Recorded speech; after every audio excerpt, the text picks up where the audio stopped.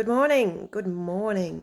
Um, so a bit emotional today, all over the place. Had the radiation oncologist appointment yesterday, and I've been given different information again.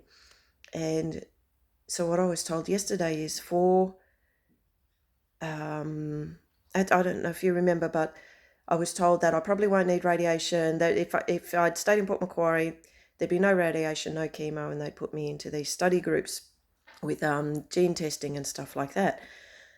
I had my oncologist appointment here in Melbourne yesterday, and I was told that I'm actually too young for those study groups for the gene testing and stuff like that. So I was given the wrong information in Port Macquarie.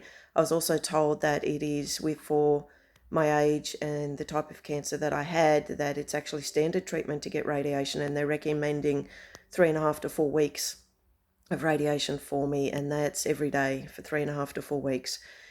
And so it's been quite confronting to sort of, be told this in one place, that you won't need those sorts of things, and that the hope is once you get here, you'll be told the same thing. But to get here and being told you've been given the wrong information a number of weeks ago, and it's really, really frustrating, because you just want to know what's going on. And what I'm discovering is, even within the Western medical profession, there's so many different opinions about what's going on, and each one of them is telling you that this is the standard treatment, and then you talk to someone else and you're being told something different, that this is the standard treatment.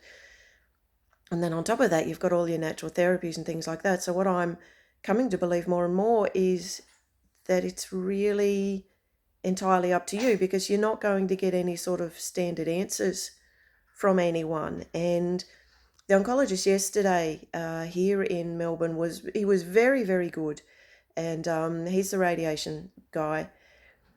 And he provided me a lot of information. I told him my points of view on things. I had a list of questions, and he was great. And he pulled up studies to show me things like that. And what it comes down to is that with my particular combination of things, in that it was an early stage 1, very small cancer. I'm 48. There aren't any studies on people like me. There's studies on younger women who have much larger and more progressed cancers. There's studies on older women who have smaller cancers, but there's no real studies that I can find and that he's aware of for women in my age bracket with the type of cancer that I had. So therefore, there's no hard and fast path to go, this is what this is what we recommend exactly for you. Everyone's feeling through it. And what he was able to show me yesterday is that if I don't do the hormone treatments and I don't do the radiation, then I have a 15 to 20% chance of the cancer reoccurring. And that goes up as I get older. And if I do have it, that drops it down to about a 5% chance. And so then it now becomes up to me. And this, like I said, this guy was very good. He said, look, there's two ways to look at it. I can look at it in that there is if I don't get the treatments, there is a 15 to 20% chance that the cancer will reoccur, and that will get more as I get older. Or I can look at it as 80 to 85% that I am cured right now. They have taken it out of my body, and that there's an 80 to 85% chance that I will remain cured without treatment, and that will drop to about a 70% chance that I'll remain cured without treatment. So it's really different ways to look at it. Do I treat the risk factor, or do I run with the chance that it won't come back? Not sure which way I'm going to go at the moment. Going to do a lot more research.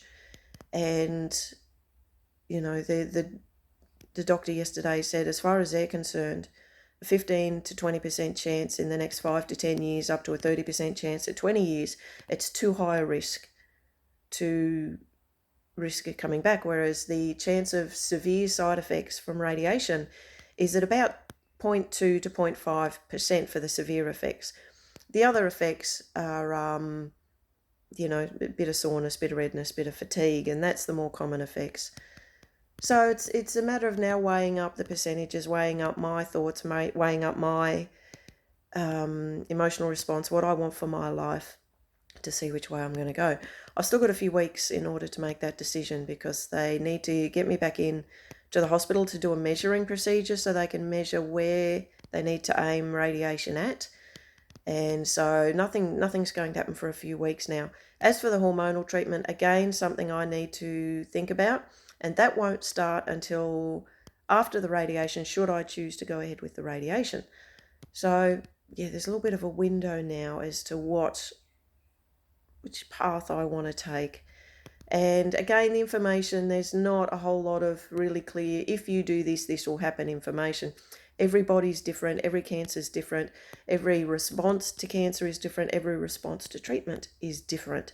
So that's where things are today. Quite emotional. There's been tears, haven't slept a lot due to various reasons. And so, yeah, I think today's just going to take it very gentle. I can feel it's possibly even Harry Potter movie days, just to zone out, just to let the subconscious do the work, and just to be gentle with myself. So I'm off to the Oncology naturopath at 2:30 today to tell her what the radiologist has informed me of, and also to get the results for the hormone testing. They're back in, so I'll pick up those today, and we can do other stuff there to help with the hormones. So we'll move forward, but I also need to be very gentle with myself, and just take it one day at a time. I'll talk to you soon.